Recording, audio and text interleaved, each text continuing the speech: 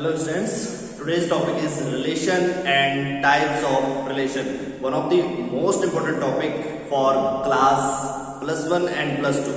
11th and 12th class के लिए काफी इंपॉर्टेंट टॉपिक है relations and types of relations. साथ साथ BCom, BBA, BCA and graduation level पर भी रिलेशंस के जो बेसिक्स हैं उसकी जरूरत हमें पड़ती है। तो इस वीडियो में आप देखेंगे relation and types of relation. Only introduction part है, इसके बाद जो एक्सरसाइज है वो नेक्स्ट वीडियो में आपको मिलेगी, इसलिए चैनल को सब्सक्राइब जरूर करें। और चलिए करते हैं आज की बात, काम की बात, relation and types of relation. सबसे पहले रिलेशन क्या होता है? मैथमेटिक्स के अंदर रिलेशन क्या है? रिलेशन को हम डिनोट करते हैं, आपने पढ़ा हुआ relation is the subset of A cross B.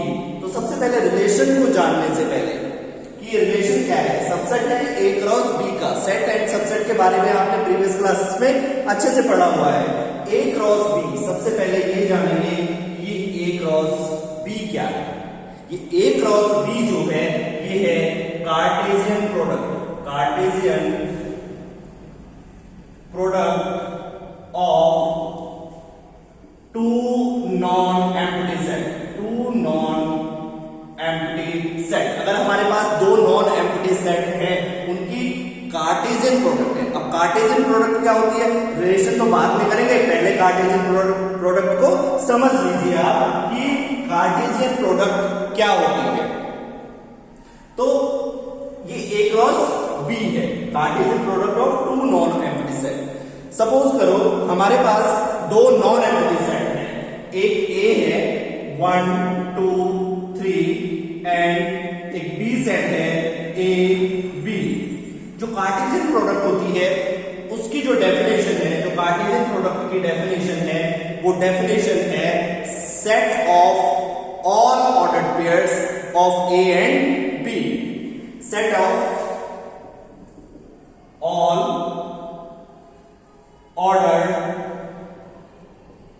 Pairs, set of all ordered pairs. Ordered pairs कैसे बनती है? देखिए ये ए है, टू नॉन एम्प्टी सेट है, एम्प्टी नहीं है, नॉन एम्प्टी है, इसके अंदर कुछ ना कुछ है, यहाँ पर 1 2 3 है, यहाँ पर ए बी है। तो जो ए क्रॉस बी आपका बनेगा वो ऑर्डर्ड पेयर। अब ऑर्डर्ड पेयर कैसे बनेंगे? ऑर्डर्ड पेयर एक एलिमेंट आप सेट ए से लेंगे, दूसरा एलिमेंट आप सेट बी से लेंगे, इस तरह से बनेंगे 1a 1b 2a 2b 3a and 3b। ये सारे क्या है? 1a 1b 2a 2b 3a 3b। ये तो हो गए आपके ऑर्डर्ड पेयर्स। और उन ऑर्डर्ड पेयर का हमने क्या बना दिया? एक सेट बना दिया। उन ऑर्डर्ड पेयर का हमने एक सेट बना दिया जिसे कि नाम दे दिया ए क्रॉस बी, और इसी को कहते हैं Cartesian products of two set, Cartesian product of two non empty set. ये आपका क्या हुआ? कार्टेशियन प्रोडक्ट हुआ। इसी कार्टेशियन प्रोडक्ट का जो सबसेट होगा वो क्या होगा? आपका रिलेशन होगा। इससे आपने अपने माइंड में बिठा लेना है कि जो रिलेशन है वो सेट सबसेट है ए क्रॉस बी का। साथ साथ ए क्रॉस बी क्या है? ए क्रॉस बी जो है वो आपका कार्टेशियन प्रोडक्ट है two non empty set, two non empty set की कार्टेशियन प्रोडक्ट। और कार्टेशियन प्रोडक्ट क्या होती है? कार्टेशियन, इसे हम कार्टेशियन प्रोडक्ट कहेंगे, इसे हम कार्टेशियन प्रोडक्ट कहेंगे। ये कार्टेशियन प्रोडक्ट क्या है? Set of all ordered pairs, set of all ordered pairs आपका कार्टेशियन प्रोडक्ट हो गया। तो ये यहां से हमारे पास डेफिनेशन जो है वो निकल कर आती है, R is the subset of A cross B। जहां पर कि जो A सेट होगा, यहां पर हम इसे डिटेल में करेंगे, इसे आप वीडियो को पॉज करके जो है वो नोट भी कर सकते हैं। इसके बाद हम डिटेल में इसको आगे लेके चलते हैं कि रिलेशन क्या होता है, और उसके बाद जो रिलेशन के टाइप्स हैं वो क्या है। रिलेशन जो है वो सबसेट है ए क्रॉस बी का। रिलेशन क्या है? सबसेट है ए क्रॉस बी का, सच दैट किस तरह से होगा? ए बी जो पेयर है अगर वो आर रिलेशन से है, अगर ए जो कि ऑर्डर्ड पेयर था कार्टेशियन प्रोडक्ट का वो रिलेशन से बिलोंग करता है, तो यहां पर जो ए है वो A belongs to A and B belongs to set B. ये बी है, ये ये सेट ए है एंड ये सेट बी है। जो फर्स्ट एलिमेंट है वो कहां से बिलोंग करेगा, सेट ए से। जो सेकंड एलिमेंट है वो आपका बी, वो कहां से बिलोंग करेगा, सेट बी से। ये आपकी रिलेशन की डेफिनेशन हो गई। Relation is the subset of A cross B. Simple सा इसे आप लिख सकते हो, relation is the subset of A cross B. और ए क्रॉस बी के बारे में तो मैंने आपको बता ही दिया। ए क्रॉस बी तो क्या होती है, Cartesian product of two non empty set. And Cartesian product क्या होता है, set of all ordered pairs. And ordered pairs में आप जो फर्स्ट एलिमेंट है वो फर्स्ट सेट से लेते हैं, सेकंड एलिमेंट सेकंड सेट से लेते हैं, उसे कहेंगे आप रिलेशन। ये तो आपकी रिलेशन की डेफिनेशन हो गई। उसके बाद जो है रिलेशन कई तरह के होते हैं। परिवार में भी आपके रिलेशन होते हैं, माता से, पिता से, भाई से, बहन से, ठीक है। इस तरह के जो रिलेशंस हैं, उसी तरह के रिलेशंस हमारे एलिमेंट्स में भी होते हैं। सपोज करो मैं एक सेट लेता हूं 1 1 2 4 3 9। ये किस तरह का सेट है, फर्स्ट एलिमेंट जो है, जो सेकंड एलिमेंट है वो फर्स्ट एलिमेंट का क्या है, स्क्वायर है। 1 का स्क्वायर 1 होता है, 2 का स्क्वायर 4 होता है, 3 का स्क्वायर 9 होता है। तो यहां पर जो सेकंड एलिमेंट है वो फर्स्ट एलिमेंट का स्क्वायर है। इट मींस एलिमेंट्स के बीच में भी रिलेशन होते हैं, उन्हें हम क्या कहते हैं, जो है उन्हें रिलेशन से डिनोट करेंगे। उसके बाद टाइप्स ऑफ रिलेशन आते हैं। कई तरह के हमारे पास रिलेशंस होते हैं, उन रिलेशंस को डिस्क्राइब करेंगे। तो वीडियो को एंड तक जरूर देखते रहें और साथ साथ चैनल को सब्सक्राइब करना बिल्कुल भी ना भूलें। इसके बाद हम टाइप्स ऑफ रिलेशन को आगे डिटेल में पढ़ेंगे। ये तो आपका रिलेशन का टॉपिक हो गया था यहाँ पर। उसके बाद साथ साथ आप टाइप्स ऑफ रिलेशन चलेंगे। तो फर्स्ट टाइप्स ऑफ रिलेशन में सबसे पहले आपका आ जाता है आइडेंटिटी रिलेशन। सबसे पहले आपका आ जाता है आइडेंटिटी रिलेशन, और जिसे कि एक दूसरे नाम से भी जाना जाता है डायगोनल रिलेशन। डायगोनल रिलेशन के नाम से भी कई बार इसको जाना जाता है। तो ये भी आपने याद रखना है कि इसका जो सेकंड नेम है आइडेंटिटी रिलेशन का, वो क्या है, डायगोनल रिलेशन। अब आइडेंटिटी रिलेशन की जो डेफिनेशन है वो डेफिनेशन क्या है, मैं इसे मैथमेटिकल लिख देता हूं, उसके बाद इसे डिस्क्राइब करेंगे, इसे समझेंगे। एक्स वाई अगर एक ऑर्डर पेयर है and X and Y belongs to A and X equal to Y is called identity relation. A B a non empty set, और जो ये ए है वो क्या होगा, एक नॉन एम्प्टी सेट होगा। क्या होगा, non empty set.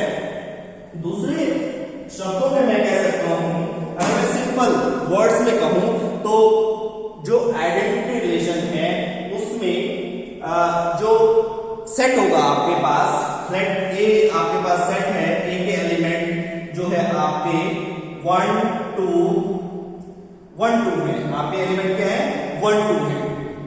Simple words में अगर मैं कहूं कि आइडेंटिटी रिलेशन क्या होता है, आइडेंटिटी रिलेशन वो रिलेशन होता है जहां पर every element of A is related to itself only. Every element, इसे लिख लेता हूं मैं, एवरी एलिमेंट, और इसे आपने भी नोट कर लेना है, every element of A is related to itself only.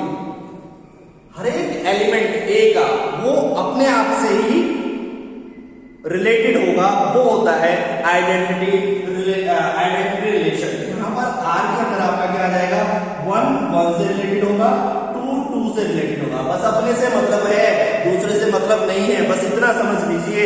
और थोड़ा सेल्फिश सा है ये, बस अपने से ही मतलब रखता है, हर एक एलिमेंट दूसरे से मतलब नहीं रखता है। 1 ने 1 से रिलेशन बनाया, 2 ने 2 से रिलेशन बनाया, that is called identity relation. मेरी डेफिनेशन कहती है कि अगर X Y belongs to A, X Y दोनों एलिमेंट कहां के हैं, ए के हैं, सेट के हैं, and X equal to Y, दोनों क्या होंगे, इक्वल होंगे। तो यहां पर भी क्या आ रहा है, इक्वल होंगे। अरे जब हम अपने इक्वल तो होते ही है ना, हम अपने बराबर तो हैं ही, तो इसीलिए यहां पर क्या आई है, इक्वलिटी जो है वो आई है। बस आपने तो सिंपल सिंपल वर्ड्स में इतना याद रख लेना है कि every element of A is related to itself only, that is called identity relation. Then moving on, next relation, इसे आप नोट कर सकते हैं बीच में, वीडियो को आप पॉज कर सकते हैं, वीडियो को पॉज करके नोट कर सकते हैं इसे अपने नोटबुक में, काफी इंपॉर्टेंट टॉपिक है आइडेंटिटी रिलेशन। साथ साथ इसके बाद आगे करेंगे, तब तक आप चैनल को सब्सक्राइब जरूर करें, वीडियोस को लाइक भी जरूर करना है आपने, और वीडियोस को शेयर भी करते रहें। उसके बाद जो सेकंड आपका रिलेशन है वो रिलेशन है आपका यूनिवर्सल रिलेशन। सेकंड जो आपका रिलेशन है वो रिलेशन है आपका यूनिवर्सल रिलेशन। अब universal relation in simple words में मैं अगर कहूं कि यूनिवर्सल रिलेशन क्या होता है, वो रिलेशन जो एक सेट का जो भी एलिमेंट है वो अपने आप से तो रिलेशन बनाए ही, साथ साथ दूसरे जो एलिमेंट्स हैं उनके साथ भी कोई ना कोई रिलेशन बनाए, that is called universal relation. Suppose करो मैं एक सेट ले लेता हूं, ए नॉन एम्प्टी सेट है, 1 2 3 and one other set is, तो यहां पर मैं ओनली 1 2 ले लेता हूं, 1 और 2 सेट ले लेता हूं, तो यहां पर क्या होगा, जो R बनेगा आपका वो आएगा 1 1 ने 1 के साथ भी बनाया रिलेशन, अपने साथ तो बनाना ही है, 2 ने 2 के साथ भी रिलेशन बनाया, लेकिन 1 2 के साथ भी रिलेशन बनाएगा एंड 2 1 के साथ भी रिलेशन बनाएगा, ये होगा यूनिवर्सल रिलेशन। इन सिंपल वर्ड्स इसे कह सकते हैं every element of A is related with all the element of A। हर एक एलिमेंट A का वो रिलेटेड है, अपने साथ तो है ही लेकिन दूसरे के साथ भी वो रिलेटेड है, तो इसे कहेंगे यूनिवर्सल रिलेशन। ये है आपका यूनिवर्सल रिलेशन एंड इसे जो डिनोट करते हैं वो डिनोट करते हैं A क्रॉस A से, क्योंकि यहां पर A सेट A है और दूसरा भी सेट क्या बनेगा आपका A बनेगा, तो every element of A is related with all the element of A। इससे पहले आइडेंटिटी रिलेशन क्या था, आइडेंटिटी रिलेशन क्या कहता था, वहां पर जो रिलेशन बनता था वो हर एक एलिमेंट का अपने साथ रिलेशन बनता था, लेकिन यहां पर क्या है, एलिमेंट का रिलेशन अपने साथ तो है ही, बाकी दूसरे एलिमेंट्स के साथ भी रिलेशन है, इसलिए इसे कहेंगे यूनिवर्सल रिलेशन। उसके बाद the third one is wide relation. Wide relation या इसे एम्प्टी रिलेशन के नाम से भी जाना जाता है, एम्प्टी रिलेशन के नाम से भी जाना जाता है। ये रिलेशन क्या है, एम्प्टी, नाम से ही क्लियर हो रहा है कि एम्प्टी रिलेशन है। एम्प्टी मींस क्या होता है, खाली, वाइड मींस खाली, ये एम्प्टी रिलेशन है। नो एलिमेंट ऑफ ए, इसे इन सिंपल वर्ड्स कहेंगे no element of A is related to any element of A। कोई भी एलिमेंट A का किसी के साथ भी रिलेशन ना बनाए, वो क्या होगा, एम्प्टी रिलेशन होगा, खाली होगा, वो वाइड रिलेशन होगा। और ये जो है ये इसे डिनोट करते हैं फाइल से, इसे डिनोट करते हैं फाइल से, ये आपने ध्यान रखना है। साथ साथ एक चीज और ध्यान रखना, जो एम्प्टी रिलेशन होता है इसे, ये सबसे स्मॉलेस्ट रिलेशन होता है, स्मॉलेस्ट रिलेशन के नाम से भी जाना जाता है, तो साथ साथ इसको भी याद रखेंगे। और जो यूनिवर्सल रिलेशन आपका होता है, ये लार्जेस्ट रिलेशन भी इसे कहा जाता है, लार्जेस्ट रिलेशन भी इसे कहा जाता है। यूनिवर्सल रिलेशन सबसे लार्जेस्ट रिलेशन होता है, सबसे बड़ा रिलेशन होता है, क्योंकि हर एक एलिमेंट के साथ क्या बनाता है, रिलेशन बनाता है। साथ साथ जो वाइड रिलेशन होता है ये स्मॉलेस्ट रिलेशन होता है, बिकॉज किसी के साथ भी रिलेशन नहीं बनाता, तो R इज इक्वल टू क्या आ जाता है आपका 5 आ जाता है। तो ये तो था आपका universal relation and wide relation. इसके बाद जो नेक्स्ट रिलेशन हम करेंगे, अभी बहुत सारे रिलेशन इसके पढ़े हुए हैं, इसलिए वीडियो को एंड तक जरूर देखते रहें। जब तक मैं इसे रब कर लेता हूं तब तक आप चैनल को सब्सक्राइब जरूर करें, जो लोग अभी जुड़े हैं वो वीडियोस को लाइक भी आपके नियर एंड डियर के पास भी पहुंचता रहे। नेक्स्ट जो रिलेशन है वो रिलेशन है रिफ्लेक्सिव रिलेशन। 3 हम कर चुके हैं। फोर्थ जो रिलेशन है आपका वो है reflexive relation. Reflexive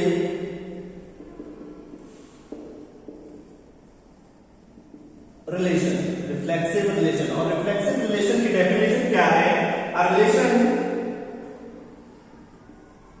A relation are on A is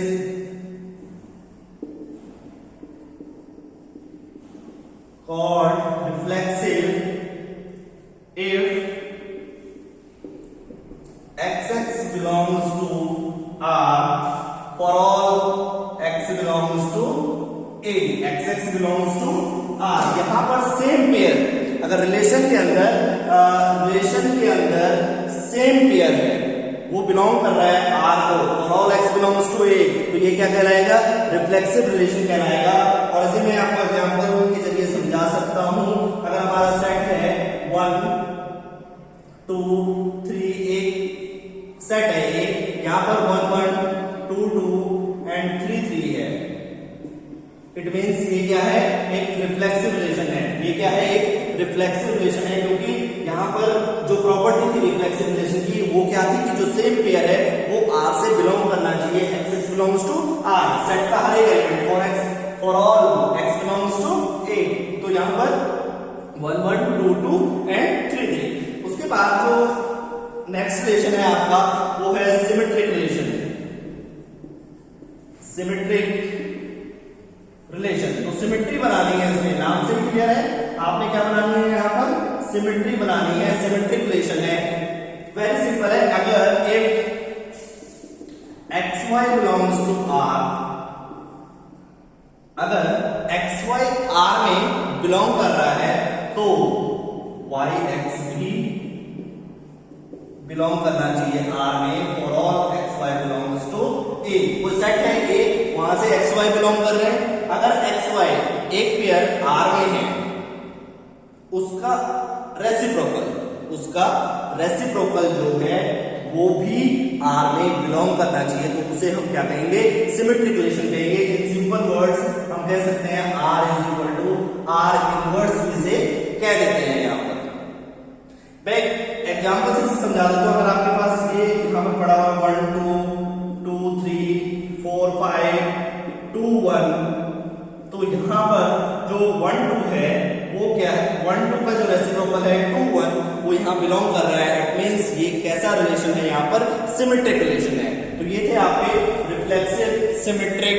then जो नेक्स्ट आपका रिलेशन आएगा वो रिलेशन आएगा ट्रांजिटिव रिलेशन। तब तक आप जो बोर्ड पर लिखा हुआ है वीडियो को पॉज कीजिए और इन्हें नोट कर लीजिए।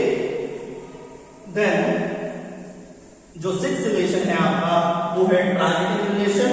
और जब तक हम ट्रांजिटिव रिलेशन करते हैं तब तक आप वीडियोस को शेयर जरूर करें, लाइक जरूर करें, और जो चैनल है उसे सब्सक्राइब करें, बेल आइकन को साथ साथ प्रेस जरूर करें। जो नेक्स्ट 6th रिलेशन है आपका वो ट्रांजिटिव रिलेशन है। ट्रांजिटिव रिलेशन क्या कहता है? ट्रांजिटिव रिलेशन कहता है कि if XY belongs to R, YZ belongs to R। अगर XY और यहां पर Y, फिर Y से स्टार्ट होगा YZ, XY भी R में बिलोंग कर रहा है, YZ भी R में बिलोंग कर रहा है, तो फर्स्ट पेयर का ये first element X and second pair का जो लास्ट एलिमेंट है Z, ये भी कहां बिलोंग करना चाहिए? R में बिलोंग करना चाहिए। तो ये क्या हो जाएगा? Transitive relation. ये क्या हो जाएगा? Transitive relation. XZ belongs to R। एक एग्जांपल से समझ लेते हैं। अगर 1 2 R में है, 2 3 R में है, तो हमारा अगर 1 और 3 भी R में है, फर्स्ट एलिमेंट इसका और सेकंड पेयर का लास्ट एलिमेंट, अगर 1 2 R में है, 2 3 R में है, तो 1 3 भी अगर R में चला जाए तो ये हमारा क्या हो जाता है? ट्रांजिटिव रिलेशन हो जाता है। ये बना देता है ट्रांजिटिव रिलेशन। तो इस तरह से हम डिफाइन कर सकते हैं ट्रांजिटिव रिलेशन को। नेक्स्ट जो हमारे पास रिलेशन है वो रिलेशन है इक्विवेलेंस रिलेशन।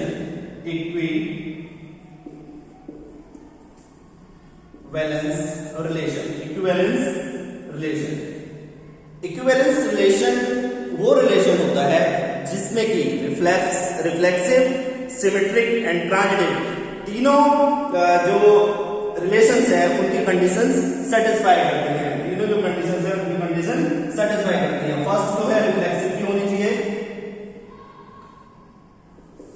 रिफ्लेक्सिव, सेकंड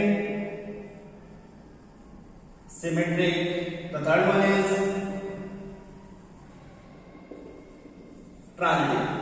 ये इन सभी रिलेशंस